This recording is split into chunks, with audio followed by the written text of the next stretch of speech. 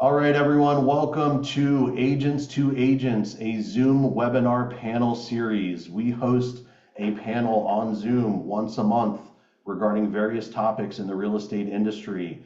If you attended last month, we spoke about prospecting for listings.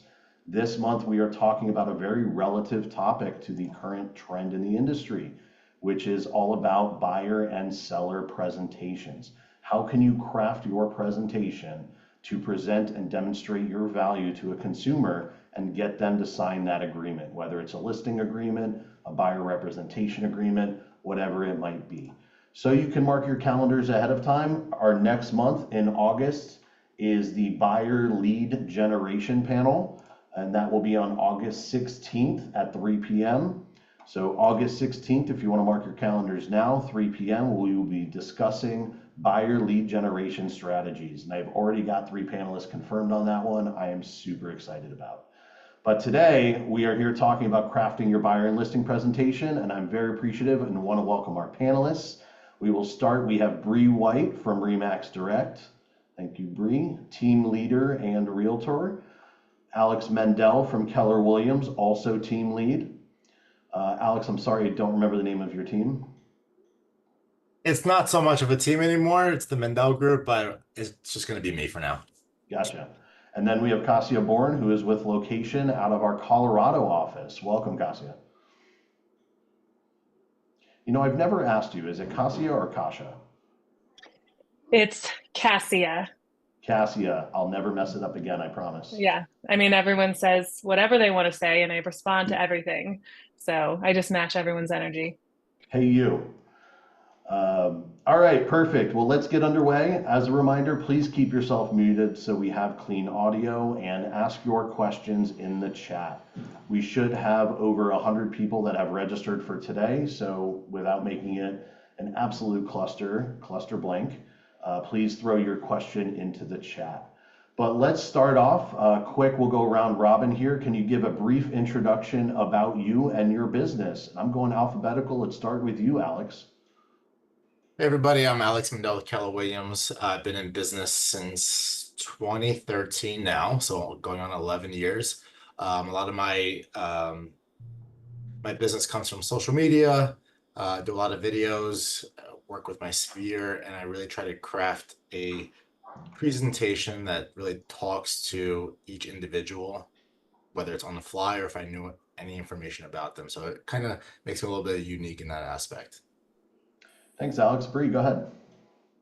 Hey, my name is Bri White. I'm the team lead of hashtag Breeze to Keys with Remax Direct. I've been in real estate 16 years. I've worked every position in a brokerage and now have my own team. I say 90% of my business comes from social media. Of that 90%, 50% of it is agent to agent referrals. I started a niche Facebook group that is brand specific, has over 30,000 members, and now I have started to take everything I've done over the last 16 years and have Your Creative Hustle, which is open to all brands and also has training, coaching, digital downloads, and so much more launching soon. Nice, that's exciting. And last but not least, Cassia. Hi, guys. I'm Cassia. I'm with LoKation in Colorado. I would say I was born into real estate, but only licensed since 2021. Come from a family of builders, realtors, brokers. I'm a cold call queen, and a lot of my business comes from there, as well as just referrals and a little bit of social media, but I'd say most of it's a lot of cold calling. All right. Well, let's jump right in because we only have an hour. And we're going to go reverse order on this question. So Cassia, you'll go first. What are the key elements that make a compelling listing presentation or buyer's presentation? So I like to set the agenda and then, basically say what we're going to go over. And then I like to discover their reasons of why they are selling. And really, I want to ask always, is it possible to not sell? I want to know that up front. Then I go into my CMA presentation. Then I go into my value proposition, which I include my easy exit listing and my compensation structure. Then I go into the net sheet of what they're going to walk away with, make sure they're comfortable with the worst case scenario, and then plan of action, my top things of how I market a property, and then I'm asking for the business. Okay, short and sweet. Bri? So I like to go in and, sorry if you hear them, I have dogs. I like to go in and let them take me on the tour of their home. I always ask if I should take my shoes off first and foremost. You wouldn't believe how many people respect that. It shows that you care. Then we go over comps. Once they've shown me everything that they love about the home and I've taken notes, the comp sheet that I have, I do in Canva. It's very clean. It's really crisp. It is very digestible for them so they can see active competition, pending sales, what's recently closed, things that have fallen apart. They get the gamut of everything. And then I provide them with a net sheet. And then I end with why they want to pick me. And that's because my listing videos get upwards of 20,000 views on TikTok alone. And it works. 20,000 views. That's impressive. Alex, go ahead. So I do have a process, but one of the key elements that I think, whether it's a seller or a buyer, is to be able to convey that you're an expert, you know your data, and you understand the process from the first meeting to closing. That way you show that you're experienced. Even if you're not experienced and this is, your first appointment, if you know the entire steps or a vague roadmap from meeting to closing, you can convey that you are an experienced agent.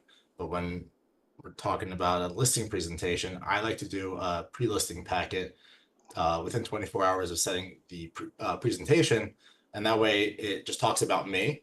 There's a video inside of there that I make them watch, or I have them watch. Hopefully they watch it before I get there. It talks about my marketing. And that way when I get there, it's all about them. I don't have to say, this is how many houses I've sold. This is what I do, blah, blah, blah. It's really being able to have a consultation for their needs. It's not about us. It's for us to listen to them and see how we can make the process as seamless as possible. So you're demonstrating the social proof of your performance ahead of time. So when you get in there, it's all focused on them as opposed to being more about why you. You've already sold yourself. Yep. I like that. Bri, let's have you start on this one. What is a way that you differentiate yourself from competitors when you have various agents doing listing presentations for a prospective listing?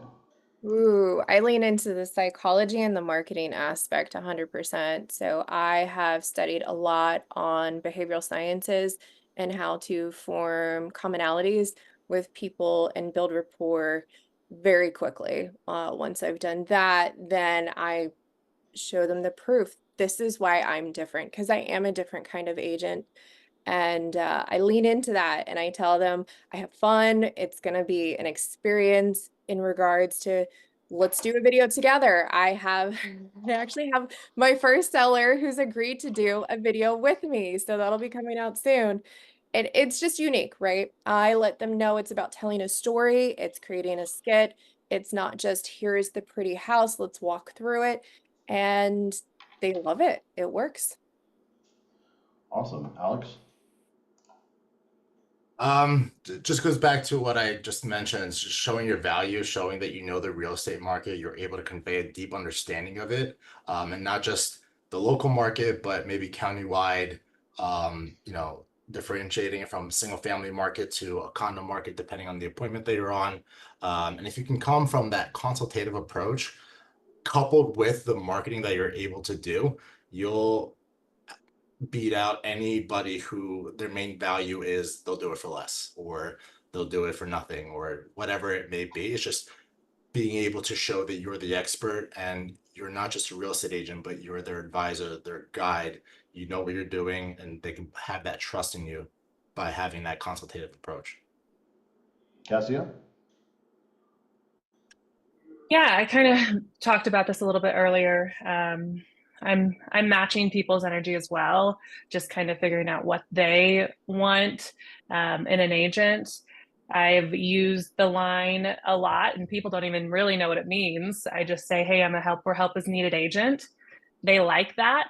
It really means nothing. I'm promising no more than I'm already talking to them about, but I use that a lot. And I think a humble approach when I speak with people, pretty down to earth. Um, I think I've gotten a lot of feedback that way instead of coming in and saying, "Oh, I do this. I've sold this. I've done this. I've done, you know, 100 this week." Because there are those car salesman-y people. Um, people have people have really liked that. Uh, they've given me that feedback. So it seems like building rapport and relating to the client is something that's at the forefront for all of you, and you kind of do it in a different way. What's a tip that you can provide on how an agent walking through that front door with no prior relationship can build rapport from nothing with a potential client? Alex, we'll start with you, and Cassia, you're coming up next. It's really mirroring the individual. So I naturally speak very fast, and if I see that they talk slow, I have to talk slower and kind of match their rhythm to get that common ground so that I'm not too much for them if they're slow talking or so forth. If I talk too slow for somebody that talks fast, I'm going to be boring to them. It's looking at what they have, any knickknacks that they have. If they're really proud of any sort of accomplishments, if they have pictures of their family, you really try to figure out that way. And that way you can also figure out how you're going to tailor your presentation to those people. So if they have stuff everywhere of all their family, you can talk about family because that's something that's really important to them. If they talk about, if they have like sports memorabilia, talk about that. So it's really getting to know them through their whole ecosystem and their house and who they are and how you can match them. Cassie? Yeah, mine's kind of similar. I use agreeable acknowledgement, which is kind of like what you said, and strategic empathy. So even an objection they have, I acknowledge it. I agree. I build their trust. Um, and and then I use strategic empathy, like, oh, you do want to think about it. I want to think about it as well. I think just building their trust that way and not in an objection. I don't come back defensive. I always agree. I always agree first thing, and I acknowledge their issue. Bri? So I definitely lean into storytelling. My entire business is based off of that marketing concept.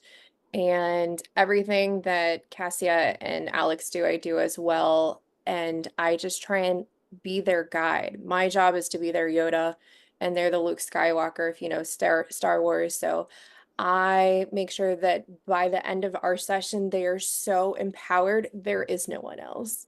And I haven't had a no yet, so I'll keep y'all posted. Sounds good. Well, you mentioned storytelling, so I want to kind of put that in perspective for the people that are listening to this. When you talk about storytelling, is that telling the story of what the process will look like for them, or is that more of telling the story of the lifestyle that someone could potentially live by purchasing the home? Expand on that a little bit. So I start off by them being the hero of their own story, right? Their story in as a seller or as a buyer is to get an end result. And in order to get that end result, you have to go through X, Y, and Z to get there. So let's take a seller, for example. If your goal is to end up in Georgia because that's where your family is, well, I help you by empowering you to get there, and it's my job to guide you through the process. So they feel that it's more hands-on and it's more in control of them. And then by hearing how they fell in love with their property and the things that they think are pros and the things that they find that are cons, I incorporate all of that into marketing to then pass it on to a buyer so they can see it. Awesome. I appreciate that. Thanks for expanding. Now, we've talked a little bit about some of the things that you do that are unique and some of the things you should definitely be doing as an agent walking into a presentation. What are some of the things you've seen, heard, or learned through your own experience that you shouldn't be doing? A common mistake. What should you make sure you don't do that you might think about doing? Cassia, let's start with you. I think a common mistake that people don't really know that they're doing is they're objecting to the wrong problem. I think they're not really finding the issue of, let's say I'm going in and there's a seller who's wants to think about it. I can assume whatever I want to assume. I can assume, oh, it's commission. I can assume it's the term of the contract. Unless I isolate the real problem, then I'm going to respond to the wrong objection. I think we've all probably done that. And I think another major thing in a presentation is not asking for the business. Yeah, the agents tend to be afraid to ask that question. You go through and you want the seller to say, okay, I'm ready, or what do we need to do to sign? Whereas the agent needs to propose that question. They have to ask for the close. Alex, will you tap onto that? Yeah, I'm just gonna add on to it. I used to not dig deep enough, and it was for motivators. It could be, why are you moving, or why do you need 4 bedrooms? You know, is it because you have 3 kids? Are they all going to be bedrooms? Is one going to be an office? You know, if one's going to be an office, how about we do 3 bedrooms and a den? So now instead of you're only looking at 4 bedrooms, you're looking at 3 bedrooms. But it's digging deep to figuring out what the actual reasons behind things are. Or if you have something where, if they have an objection, I know commissions is a big thing, and they discuss, are your commissions negotiable? You can always ask, is that something that's important to you? It's asking the reasons for their objections, so that way you know where to take the next step of the conversation. It's not being defensive, it's being inquisitive and being, consultative, again, as I keep going back to it. Yeah, we tend as humans to make assumptions to somebody's motivations, and without asking those questions, you can't demonstrate or convey your value in the right way, and you may be firing at a target that's not even there. Bri, go ahead. I like to take a neutral ground. Everything that they both said is spot on, especially Alex leaning in with the curiosity versus the assumption aspect. Everyone has different motivators, and I've noticed that it can be halfway through the process and the motivators change, right? So it's just about having an acknowledgement up front and first for them, and then making them be able to be seen and heard, because that's vitally important. I have received clients that say that they felt as if they were not seen or heard, or their objectives weren't validated. So it's about validating them first and foremost in a neutral capacity, because once those emotions go in, who knows where it's going to land. And then from there, just problem solving, like what's problem A, B, and C, and what are some solutions that make the most sense for their situation. And it tends to balance out. 100%, 100%. It's diving in and really using the conversation and the motivators to build more of a rapport and more of a level of trust. It makes the commission and compensation conversations a whole lot easier if they believe you're already on their side in this fight, in this journey they're about to go on, whether it's buying or selling. So each of you mentioned, as part of your listing agreements or listing presentations, excuse me, talking about CMAs and valuations, and that's kind of a given. If you don't have a presentation, you're walking in with comps to begin with.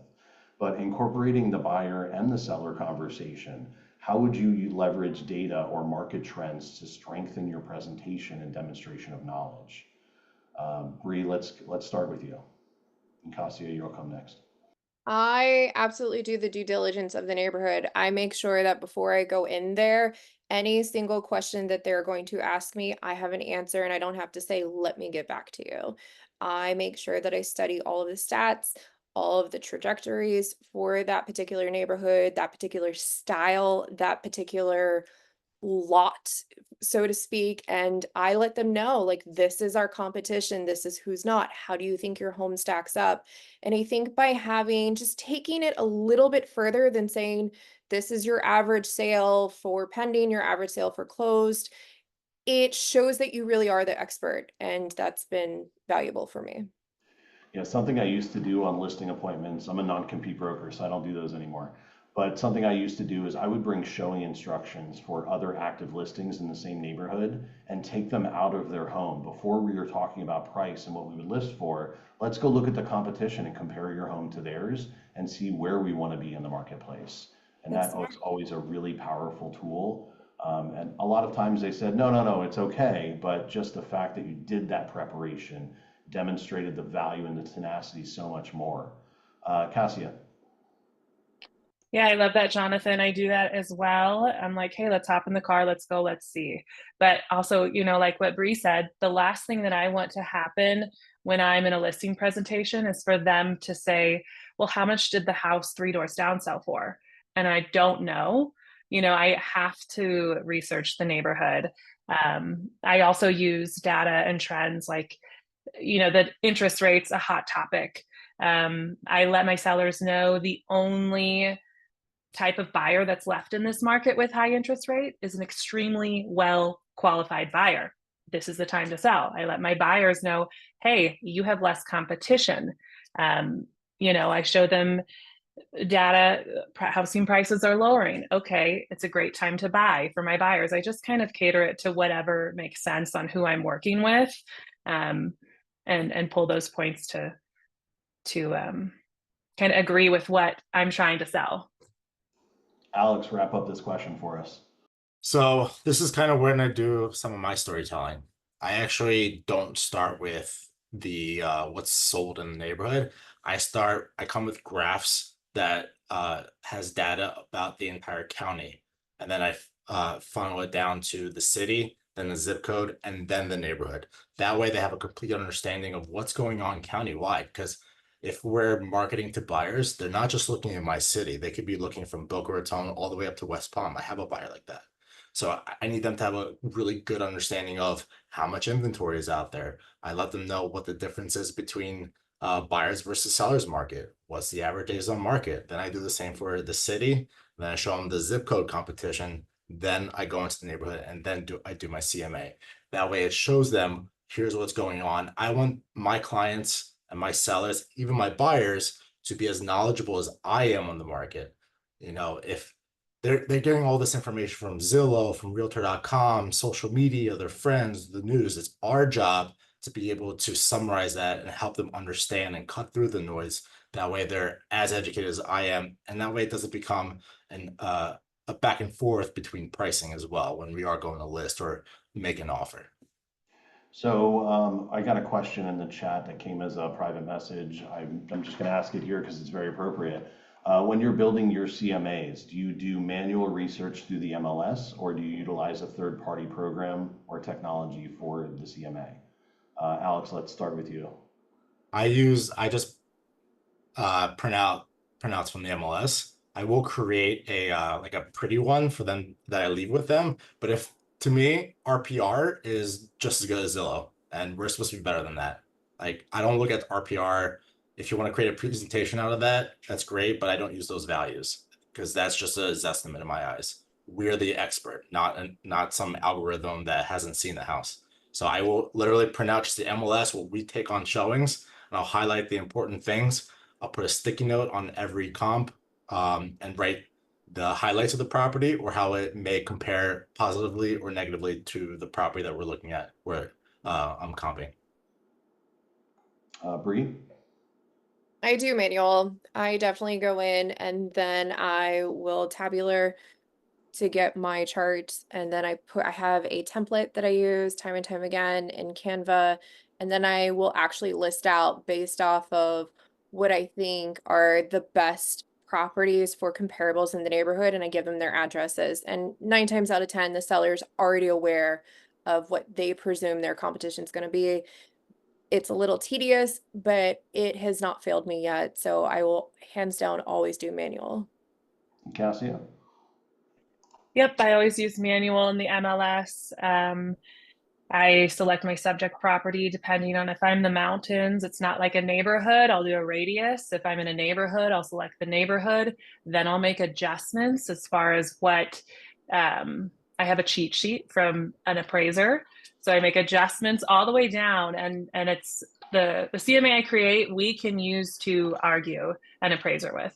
I definitely don't use RPR. I think it's great to look at and just see. It's there just for a glance, but I manually do my CMAs and adjust everything accordingly. Perfect. So when you are creating this CMA and this valuation, you're doing it with an assumption of what the property looks like on the inside. I mean, you've never seen there. So how do you modify, or how do you handle never having been in the home before? Does that modify your valuation? Do you adjust it on the fly? Yeah. I give a range, and I let them know, depending on what price band we're in, you know, high-end properties, you could have $50,000 to $100,000 in appliances. Like it's depending on what price band we're in, it's a range. And I always say, this is sight unseen. This is based on numbers and data alone. Can't wait to meet you. This could change, but here's the range. Bri or Alex, anything you want to tack onto that? Yeah, I always go in with a range as well, but I like to keep it at the median price point, and then I set that expectation up before I even get in the door, and I let them know I will present you with what the median range is for your home in this neighborhood. Now, based on your upgrades, and from there, we'll alter it. I've even had sellers already have appraisals that I didn't know about prior to walking in, and then we go off their appraisal price. We'll lower it just a tad since we are, sitting a little bit longer, but it works. Alex, anything you want to add? Yep. So when I set the appointment, I let them know that I'm going to be spending a lot of time preparing for this. I take about 3 hours to prepare for every listing presentation, 2 to 3 hours. So I asked them, have they had any updates on their house in the last 5 years? Can you tell me what they are?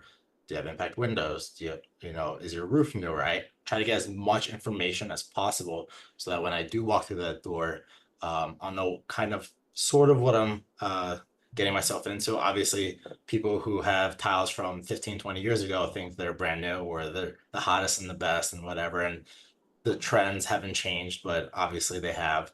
I also, when I set the appointment, within 24 hours, I drop off personally a listing or a pre-listing packet.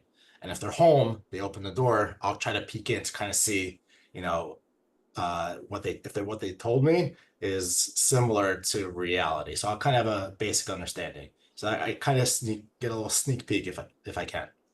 Secret spy move right there. Yeah, completely agree. Love the way that you guys handle that.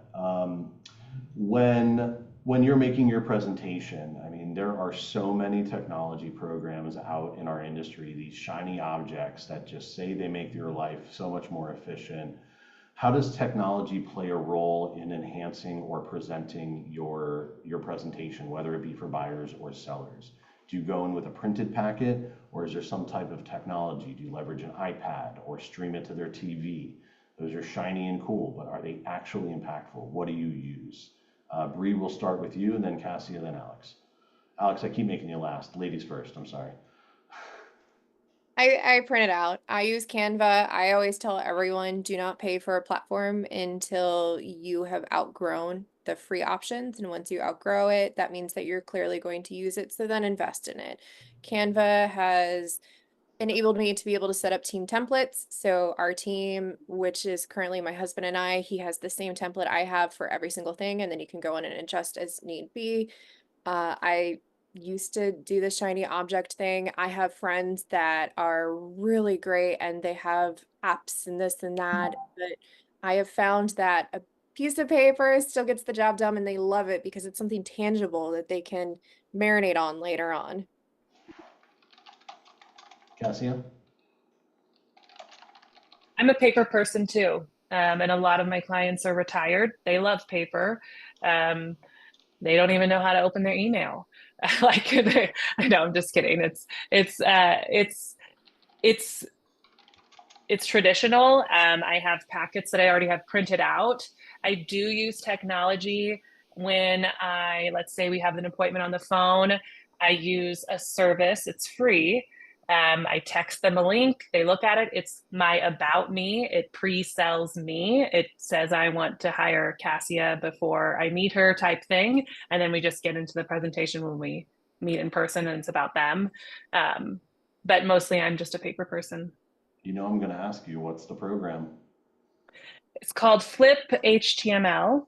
You upload, I have a PowerPoint in there. I text the link and then it's easier than an email. I email it to, I mean, if I'm going to email it, I'm just going to email my PowerPoint as a PDF. But I just have the link on my phone. I get off the phone with them and I say, hey, great talking to you. I'm going to send you over a little more information about me before we meet, review it. When we get to your house, we're going to talk about your house and you. And then I just text it. They flip through it. I can check back and see who's viewed. You can see the numbers, but it's pretty cool. Awesome. Alex, take it home. So as I touched on earlier, I print out the actual MLS sheets, as well as create a CMA that I hard bind together so I can drop it off so I can lease something with them. Whether I do get the listing or I don't get the listing, at least I lease something with them. Recently, or my last listing appointment this past Monday, I tried it on my daughter's iPad. I stole her iPad to see if it would be, easier, less things to print out. And it went well. So I might try to do an iPad presentation where all the MLS printouts are on my iPad instead of having to print out another 30 to 40 pieces of paper. But I still do leave something with them where it is tangible and they're able to look through it. And also when I am going through the comps, I have my laptop next to me. I use my phone as a hotspot and I actually show them the pictures of the comps. So that way they are going through the properties. It may not be, setting the showing time and going to it, but they are going through every active, every pending, and every closed with me on my computer. That's why I use that. I feel like you establish the same kind of impact, whether you're showing them the photos and walking them through to visualize it, or if you're physically taking them there. So yeah, great idea. Now, with everything coming August 17th with these practice changes from the NAR settlement, the ability to negotiate and quality negotiation skills are going to be a very, very prominent tool, whether that be negotiating your compensation with a buyer or negotiating your compensation into a transaction to avoid the obligation for your buyer. How can an agent effectively communicate their negotiation skills or ability to negotiate during either presentation? How can you show that you have that ability? And Alex, we're going to reverse the order here. You're going first. I think it's just showing that you're an expert. You know what you're doing. You have experience. Going back into storytelling, things that you've done for past clients, what you've negotiated for past clients. When I do my buyer's presentation, after I do their needs analysis and find out what they're looking for, I will sit down and go over the entire roadmap of what they should expect from after the meeting to close, and really showing them this is what can happen during the inspection. You may be able to, negotiate some credits. You may not be able to, but it's something that we're going to try to do, as well as the appraisal. If it under appraises, we have to go back into negotiations. So you got to just show your value and show why, what you've done for past clients and what you'd be able to do for them, and really show your value, why you're worth what you're charging. Cassia? Yeah, I think a listing presentation or a buyer's presentation could also be called a listing or buyer's negotiation. I think negotiating your own commission and negotiating for you to work with them is a direct reflection and a perfect first step and first way to show the client how well you're negotiating, by just negotiating yourself. If I can't negotiate my own commission, the money that I bring home to feed my kids, how am I going to negotiate their equity? So I think that's the first start. And in Colorado, we've had it a little bit better than you guys, because I've always had a buyer's agency agreement. Not one person has never signed. It's been standard here, and they know they're going to pay if the seller doesn't pay. So it's a little bit easier. It's not just to jump in and scare everyone off type thing. We've been doing it for a while, but yeah, I think the best way to negotiate to show that you're a strong negotiator is negotiating yourself. Cassia is from one of those states that has a requirement for buyer representation agreements for a long time. So she's got that leg up on us in Florida where it's a big change for us. Bri, you want to tack onto that? Yeah, I think for me, the hardest thing starting off originally when I had transitioned into being more of a listing agent, I never had an issue with buyers in regard to the negotiation process. But for listing agents, or listings, I should say in general, it's the confidence in the beginning, right? So I think the hardest obstacle for a lot of newer agents who are transitioning in that realm is having the self-worth and the confidence. And once you get firm on the value add that you bring to whomever is going to hire you for your services, then it makes everything else easier. So for me, it's to the point now where if someone is trying to get a discount from me, I walk away. And then they come back because then they're intrigued and they're curious as to why my value proposition is worth what I'm saying it's worth. And I think that comes with any negotiation, is just having the confidence to stand that you are valuable. You know that your 30 plus years in this business or your previous business or whatever it is will just pull it all together for you. And I really lean into that. So you brought up something there, and we're gonna use that to tie into this next question. You mentioned negotiating the commissions. So how do you handle objections or tough questions from potential clients when it might come to them asking you to reduce your compensation? Bri, we'll start with you since you're on that topic. Yeah. So for me, I show them everything I do for them. I know in other countries and some even in this country, the marketing expenses are passed on to the seller. It's not the agent who takes it on. And I just say, this is what I bring to the table. These are my costs. If it comes up, I said, you can have someone just listed on the MLS for you, but they're not going to get 20,000 people to see your video on TikTok alone. That doesn't include Facebook or Instagram. And I let them know, I'm like, I monetize off of my social media on top of it. So for me, that shows that there is so much value, that I have put so much effort into this, that if I ever receive a glimpse of it, they just instantly back down because they know the value is worth it. Awesome. Alex, we're not going to leave you last. You can go now. So a lot of my pre-selling is done with my pre-listing package and showing my value and showing also what I've been able to do for past clients. I also have a marketing menu, like a seller's menu, and for X amount, this is what I'll do. X amount, I'll do this. X amount, I'll do that. So they get to pick and choose, and the negotiation goes out the window. Typically, sometimes they'll still ask me, "Will you do anything for less?" We're like, no, these are my options. You can choose one. Pick. Yeah, Cassia, before I get to you, actually, Alex, we'll come back to you on that. Cassia, you want to tack on? Sure, yeah.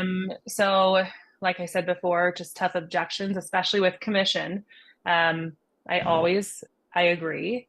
I say, yeah, that makes sense. I understand. I like saving money as well. But really the truth is, and we all know this, there's thousands of agents that will walk in and they'll lower their commission to as low as possible to get the listing.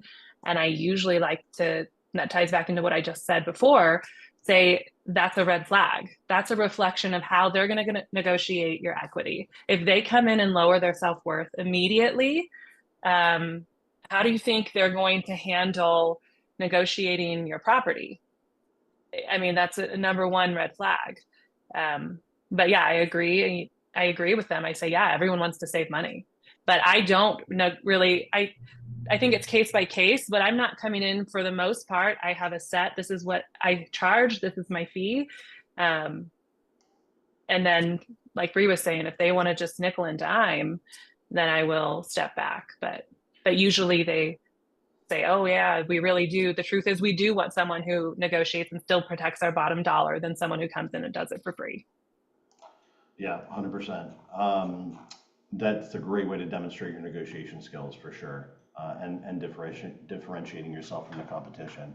Alex, you had mentioned a menu of services, and oddly enough, this is a debate we were having on Tuesday of this week with a class full of agents, asking for that mentality. Are you structuring your menu with those tiered services in a way that you're trying to push them, or use the fact that you're pulling out certain services that are so valuable that they might as well do the top tier and do your full compensation structure? Or how has that worked for you? Why did you incorporate that into your pricing structure?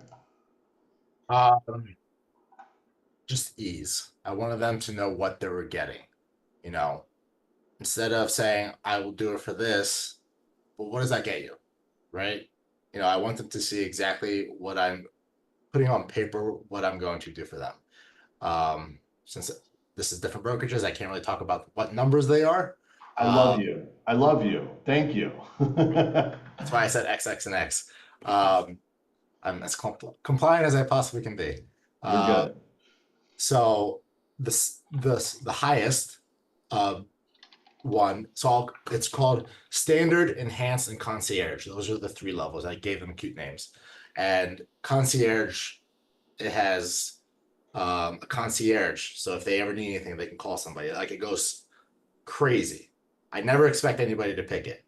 But that middle one is what I hope they'll just settle with, instead of the lowest one, which is below what I typically charge. And if they decide to, sign the listing agreement right then and there, then I'll throw in something from the highest concierge, which is something else that's in there, right? So I will use it as a closing item. And I also, when I do a net sheet, I ask them, which one do you want to go with? So that way they know exactly what's going to be left in their pocket at the closing table. I still haven't closed them, but it's kind of like an assumptive close by having them pick one of the 3 options. Awesome. Bri and Cassia, have you guys ever tried that? Or what was your opinion on doing it or not doing that? I have one for vacant lots. I do. We have tossed around the idea, but it's kind of like on the totem pole and it just keeps getting pushed down. So Prioritization. Cassia?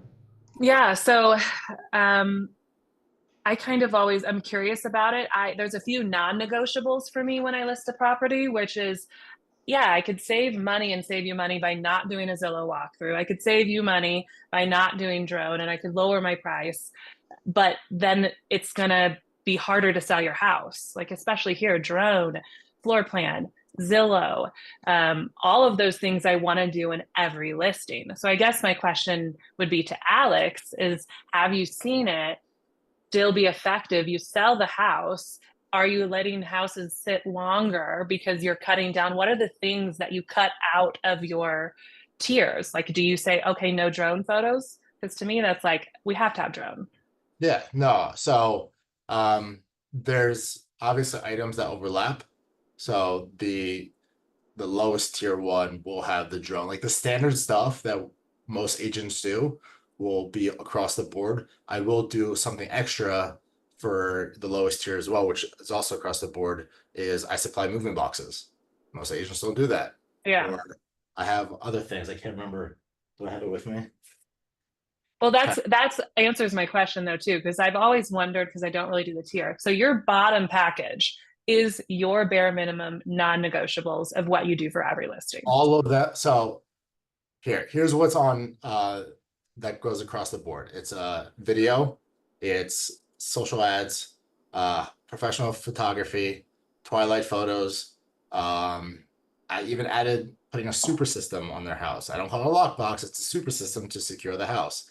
I tell them that I will check in with them every week. I'll offer boxes and tape, and I'll do print marketing and an open house, a standard open house. They want an enhanced open house, and they gotta choose the enhanced option. Okay. Does that make sense? Yeah. Or actually, no. The drone photography is in the middle tier. But so I still try to. But if they choose different tiers, then they'll get things that other agents aren't providing already.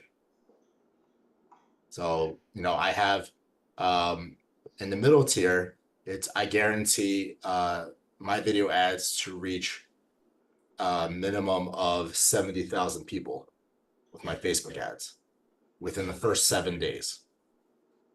I know nobody else can do that. I think, I don't know. And then I do a multi-phase print marketing campaign. I do e-flyers with neighborhood hotspots. I even offer attorney review, for real estate contracts at no cost to them.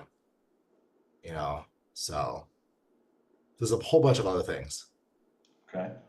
All right, let's bring this back. And you can, if anybody wants one, you can go on Etsy and just type in real estate tiered commission.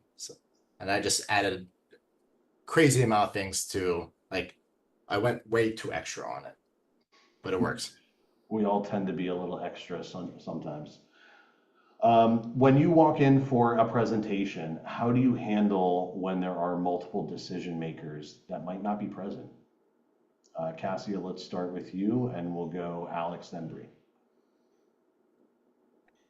So I try to make sure when I'm setting the appointment that all the decision makers are present, or else it could just be a waste of my time. Because when I go to the presentation, I don't want to have to worry about follow-up. I want to get the contract signed and we move on. So I really want to make sure all the decision makers are there first. If that's impossible, I like to find the neck that turns the head, who do, without offending the other person, for sure, because you don't want to there's two decision makers. I'm not ignoring one, because that would be offensive to just only talk to the other person. But I try to just find I find the one who wears the pants and go from there. Go ahead, Alex.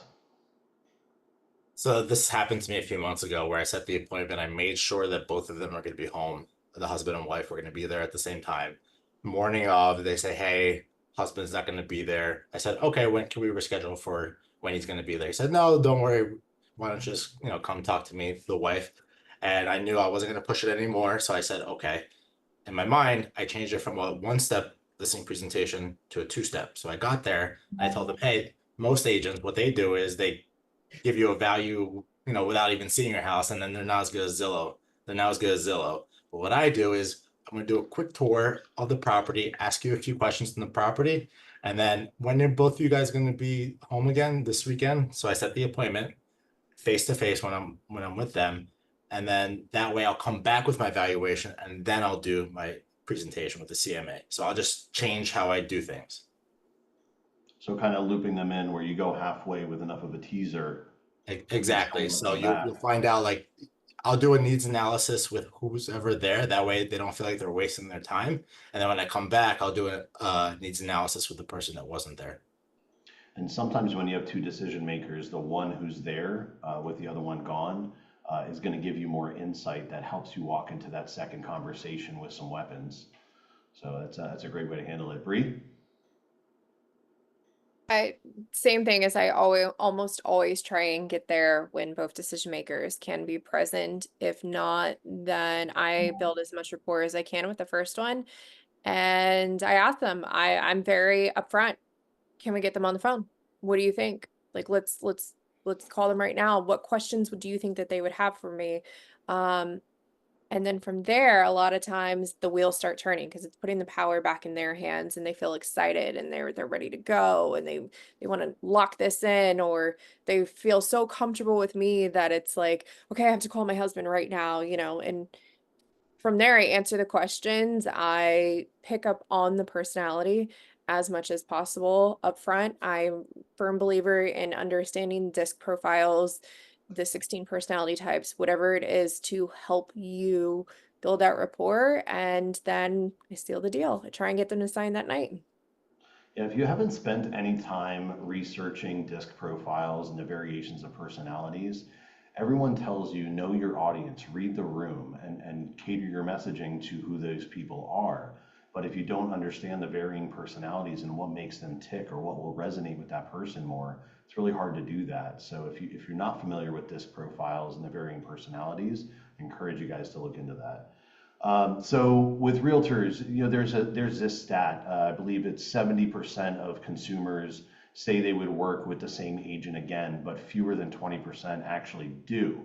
So that goes case in point to following up on presentations. If you've done a listing presentation or a buyer's presentation and you leave something with them, what is your strategy for follow-up? How do you effectively follow up after the presentation? Bri, we'll let you start with this, and then we'll go Cassia, Alex. You're back in the back again.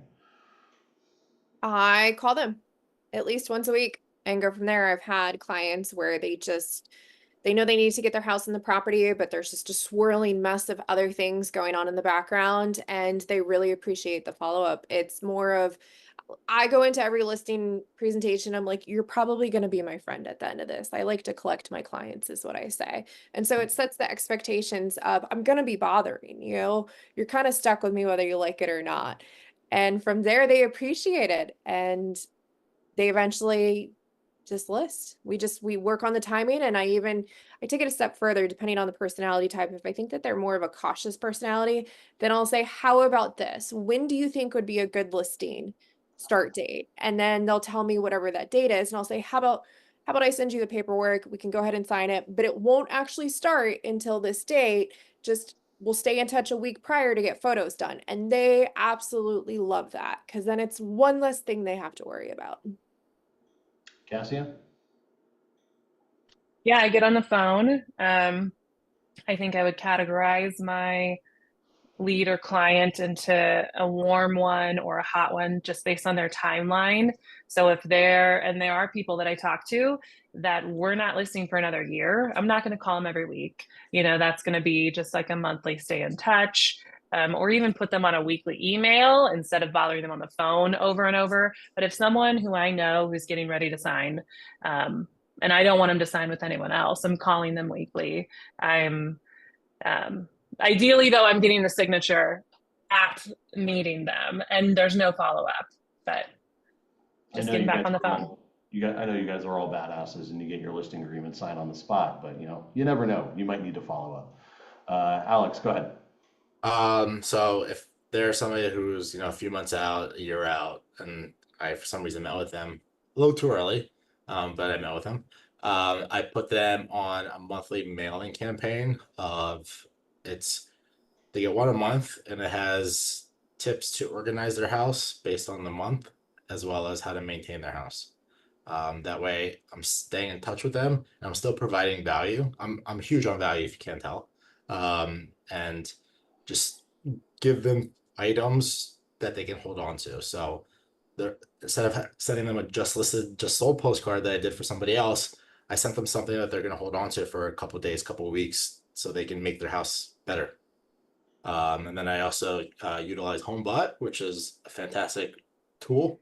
And I put them into that, and I let them know that whatever value that they see on there, that's not me. It's still a valuation. It's an estimate. So somebody already said, why is this number so off? I have to explain to them that that wasn't me. It's yours estimate. So I know you use HomeBot, and I don't know how much you do with discovery of new technology tools, Alex. I want to point you in a direction to look at a new one. It is a startup technology company called Cocoon, Kukun. It's like HomeBot on steroids. So if you like HomeBot, which, to give you guys a snip, HomeBot is a client relationship tool that post-transaction or even during listing or pre-listing, give them access to it. It gives them a lot of information about their neighborhood and their valuation of the property, and sends them touch points every month to bring them back into the platform with all of your branding. Cocoon does like 10 times more. It talks about all of the permits that have been pulled by your neighbors and improvements. And for you to do renovations, if you select a type of project, it utilizes average pricing tools from local contractors, provides reviews and reports of local contractors, and talks to you about the permitting process. There's a lot of really cool things in there. It's like HomeBot times 10. So check that one out, Alex. That's a freebie. Next, so we are entering an interesting time, another shift, right? We always talk about pivoting and shifting and yada yada, all of these fun terms we like to repeat. The website was Cocoon, Kukun. When you're going into this new realm of real estate, and Cassia, I'll alleviate you from this question, but you could probably add to it. How are you planning to attack buyer representation conversations?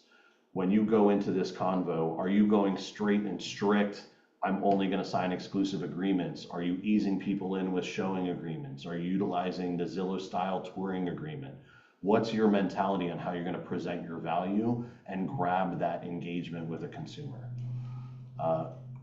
Alex, you want to take this one first? Yeah. I am who here lists a house without an agreement, right? So my mentality is instead of listing a house now, we're listing a buyer to the open market. So it's actually a better tool for us to protect our business and have a better, clear understanding with the buyers. I don't know who has actually looked at the documents that they put out, but it looked exactly like a listing agreement. And when I am with the seller and I present the listing agreement, I go line by line of items that are important to them. So the fact that I'm able to do this now with my buyers is just an even better thing, right? In the listing agreement, that section where it says you agree to arbitration, I tell my sellers, don't initial that. I want you to get representation in case I do something terrible and you have to get an attorney against me. So I want them to see that I'm in their corner. I haven't really dived deep into the buyer one, but I'm gonna find those things that I can show them that it's always about them. By signing this, they're actually having more protection and it makes the whole transaction a whole lot easier and a whole lot smoother. And it shows that, I'm a professional and they should know, like, and trust me. Thank you. Bri, let's go to you, and then Cassia, if there's anything you want to tack onto that about that conversation. Bri? Yeah, exactly what Alex said. I think it's really vital to understand the form when it's actually completed. I know there's a couple drafts that have been floating around. And then from there, just relaying it on how it's a protective layer for them.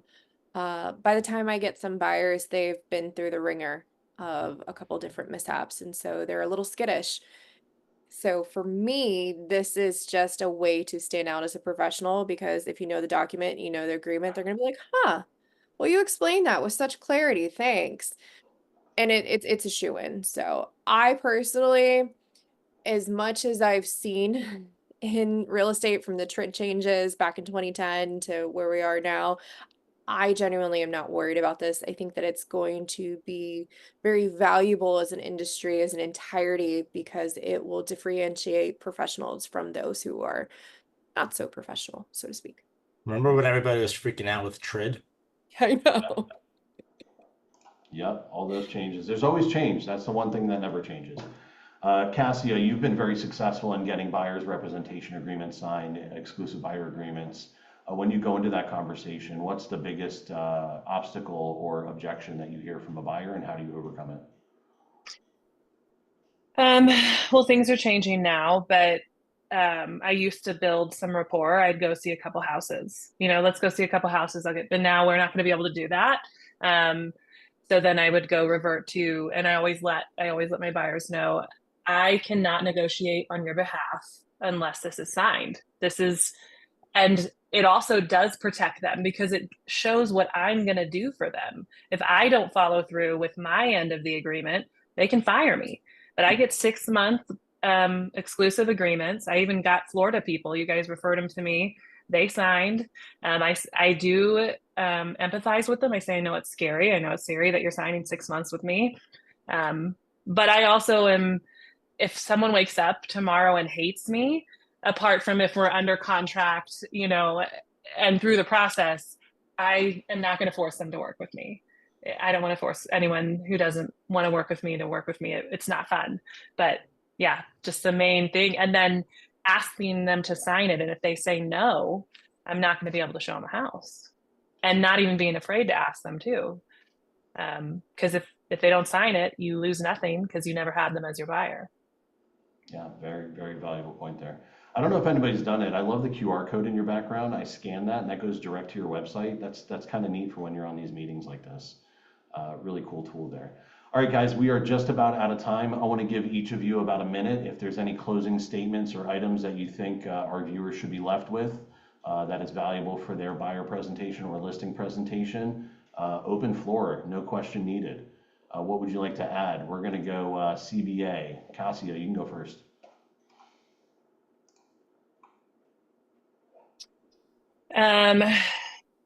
To add to our listing presentation, the questions you didn't Anything that you ask. want to leave the viewers with?